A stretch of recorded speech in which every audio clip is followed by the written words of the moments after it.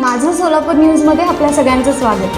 पत्रक मांडत असताना 1449,71,73,401 रुपयाचं आपण बजेट मांडलंय. याच्यात साधारणपणे याच्यातनं मनपा उत्पन्न आपण जे पकडलं 990,78,93,401 रुपये जमा पकडलाय.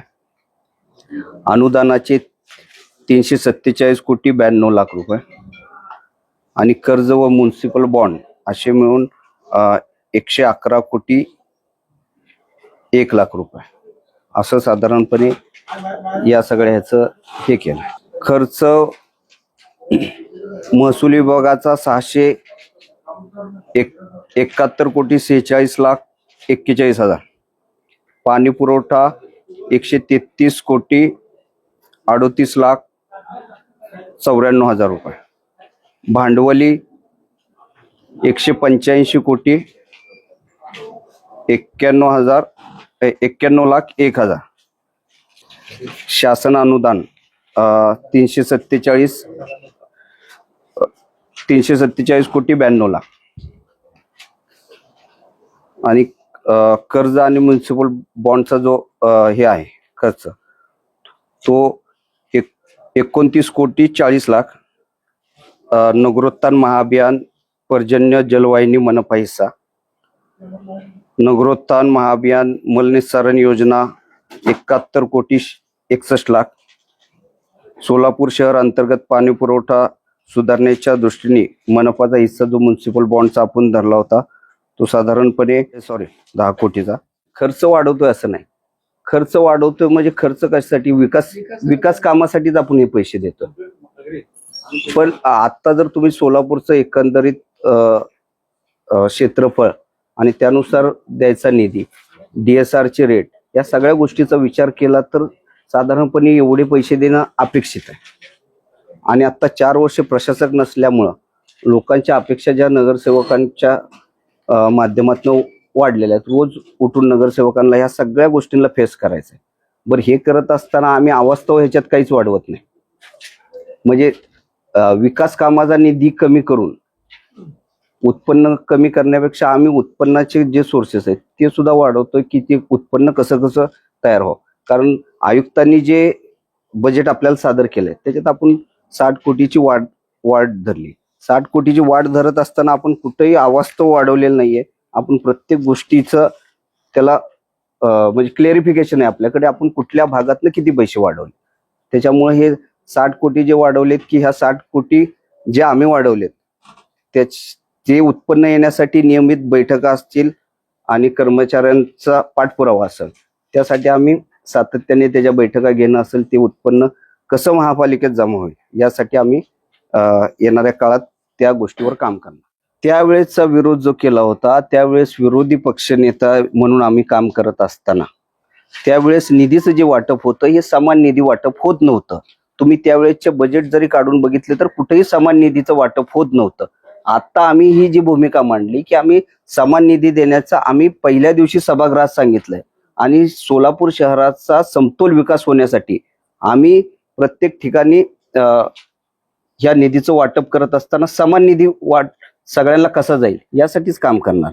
त्याच्यामुळे हे जरी पैसे असेल तरी हे पैसे कोणाच्या तरी एका वार्डात वापरले जातील असं नाही.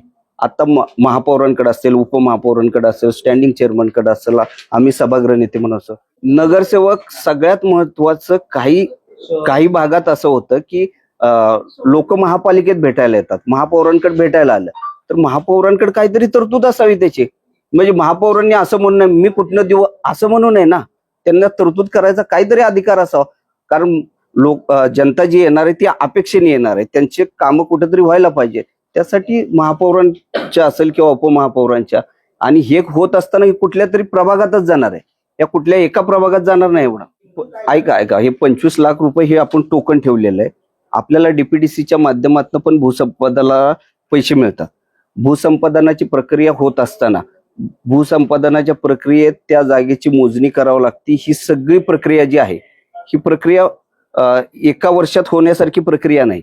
मी जानकीनगर बागेचं ज्यावेळेस भूसंपादन करून गेलं, साधारणपणे 4 वर्ष त्या प्रक्रियेला गेले होते. कारण मोजणीला तारखा मिळत नाही, मोजणी करावं लागती. मोजणी ही म्हणजे महसूल खात्याकडनं करून घ्यावं लागती. त्याचं रेडी रेकनर प्रमाणे सगळं हे करायसाठी आता हे हेड जे आपण ठेवलं हे टोकन स्वरूपात ठेवलंय आणि डीपीडीसीतनं पण याला निधी मिळतो. आपण जानकीनगर बागेचं ज्यावेळेस भूसंपादन केलं त्यावेळेस मोठ्या प्रमाणात निधी हा तुम्ही आमच्या सूचना शिफारसी जर बघितल्या असतील तर आम्ही त्याच्यात म्हणलंय की एक वेगळं हेड ह्याच्यासाठी तयार करावं. त्याच्यातनं डेव्हलपमेंट फंड रेज केला पाहिजे. आता आपण डेव्हलपमेंट फंड म्हणून प्रत्येक विकासाकडनं पैसे घेतो. ह्या पैशातनं त्या भागातील आरक्षण विकसित करण्यासाठी त्या फंडामध्ये पैसे गोळा करावे आणि आपला जो निधी गोळा होणार आहे त्या अगेन्स्ट आपण शासनाकडे त्या पैशाची मागणी करावी असं आम्ही सूचना शिफारसीत सुद्धा म्हणलंय. म्हणून हे हेड आम्ही क्रिएट करण्यासाठी हे 25 लाख रुपये टोकन ठेवलेले. बजेटला स्थायी समिती बसली तेव्हा स्थायी समितीने साधारणपणे 22-23 ज्या वेळेस की प्रशासक नव्हतं त्यावेळेसचे आकडे ज्या पद्धतीने घेतले आणि त्यानंतर होत असलेली वाढ आणि त्यानंतर एकदमच वाढ या 26-27च्या बजेटमध्ये दिसत होती. त्याच्यामुळं ह्याचा मध्य साधून स्टँडिंग कमिटीने एक बजेट तयार केलं होतं. पण यानंतर आयुक्त आणि सर्वच अधिकारी असं म्हणले की आमचं याबद्दलचं म्हणणं आपण ऐकून घ्यावं. मग महापौरांनी त्या सर्वांबरोबर बसून साधारणपणे सगळ्यांचे आकडे घेतले, प्रत्येक झोनचे आकडे घेतले, कशा पद्धतीने पैसे पाहिजेत, किती पैसे पाहिजेत यांचा आकडा घेऊन ह्या सगळ्या फिगर फायनल केलेल्या आहेत. म्हणून याच्यात कपात जरी केली होती तर ती 22-23 ज्यावेळेस प्रशासक नव्हते त्यावेळेसच्या आकड्यांना समोर ठेवून स्थायी समितीने ते तयार केलं होतं. शिफारस नाही याच्यासाठी पैसे ठेवलेत. आपण इंडोर स्टेडियम साठी जागा सुद्धा जुळे सोलापुरात बघितली. वसुंधरा कॉलेजच्या समोर आपल्याला आरक्षणाच्या ह्याच्यातनं आपल्याला जागा मिळाली होती. साधारणपणे 7,000 स्क्वेअर मीटर जागा आहे. जवळपास 2.25 एकर जागा आहे. त्या तिथं इंडोर स्टेडियम कसं करता येईल यासाठीची आपण ही तरतूद ठेवलेली आहे. नाट्यगृहासाठी आता बापूंनी एक जागा सुचवली आमदार साहेबांनी. त्या संदर्भातल्या निधीसाठी जी तरतूद लागत ती आपण तरतूद करून ठेवतोय. खाजगी लेआउट आणि रस्ते सुपरविजन साधारणपणे 2 कोटी होतं, त्याच्यात 3 कोटीची वाढ पकडतोय आपण. 5 कोटी आपल्याला त्या सुपरविजन मधनं अपेक्षित आहे. आणि सगळ्यात भाजी मंडईमधून मिळणारे उत्पन्न 1,80,00,000 रुपये धरलं होतं. आपण 9,30,00,000 रुपये धरले. 7.5 कोटी आपण वाढ धरली याची. मी तुम्हाला निश्चितपणे सांगतो की यापूर्वीही या सभागृहात या प्रकारचे विषय आलेले आहेत. पण या विषयातनं आता आपल्याला सभागृहाकडे हा विषय पाठवलेला नाही.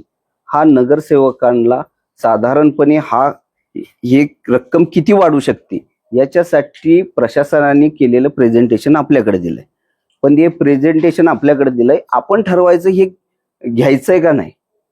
पण आता असं वातावरण व्हायला लागलं की ते आता लागू झालंय ना, आता जिजिया कर आला आणि हे आला आणि पात्र साहेबांनी ते एवढ्या वरपर्यंत घेऊन गेले. दैठणे स्मशानभूमी ही अजिबात विकसित नाही. आता तिथली परिस्थिती अशी झाली होती की एका ह्याच्यावर अंत्यसंस्कार करत असताना म्हणजे पावसाचं पाणी एकदम आलं तर ते अंत्ययात्रा म्हणजे धन थांबवावं लागलं. म्हणजे चालू झालेलं अचानक हे झालं. तिथली परिस्थिती जरा गंभीर आहे म्हणून आम्ही त्याच्यासाठी वेगळी तरतूद माग खर्च केला म्हणून आता खर्च करायचा नाही असं होणार नाही. ज्या गोष्टी निकडीच्या आहेत त्या आपल्याला करावं लागणार. बरं, त्या संदर्भात आपण फार तर चौकशी लावू शकतो, फार तर का झालं हे विचारू शकतो. पण आता ज्या गोष्टी गरजेच्या आहेत त्या गोष्टी कराव्याच लागणार आहेत. नाही, 54 मीटरचा आता जो रस्ता आहे त्याला कुठेही पथदिव्याची व्यवस्था नाही. आता तो पूल बंद झाल्यामुळे काय झालं, तिथं वाहतूक वाढली आणि रात्रीचं म्हणजे फार. आता आम्ही ह्याच्यात सूचना शिफारसी जर तुम्ही बघितलं असेल की ह्याचं भूसंपादन करून आता ते आयुक्तांनी यापूर्वी बैठक घेतली होती. मोबदल्यासाठी पैसे महापालिकेत नसल्यामुळे RCCचा एक पर्याय त्यांनी दिला होता आयुक्तांनी. त्या संदर्भातली बैठक अर्धवट झाली. ती बैठक परत घेऊन RCCच्या माध्यमातून असं किंवा TDRच्या माध्यमातून असं त्याच्यातला पर्याय काढणं आणि हा 54 मीटर रस्ता चालू करणं हे सगळ्यात महत्वाचं. आता पुतळा बसवणे नाही, लिंग दुरुस्ती करणे म्हणजे काम चालू आहे, पण तिथं अजून काही निधी कमी पडतोय. तिथले काही शिष्टमंडळ असेल, काही आमचे माजी नगरसेवक असतील, काही जणांची या संदर्भातली पत्र आली होती, त्यानुसार आपण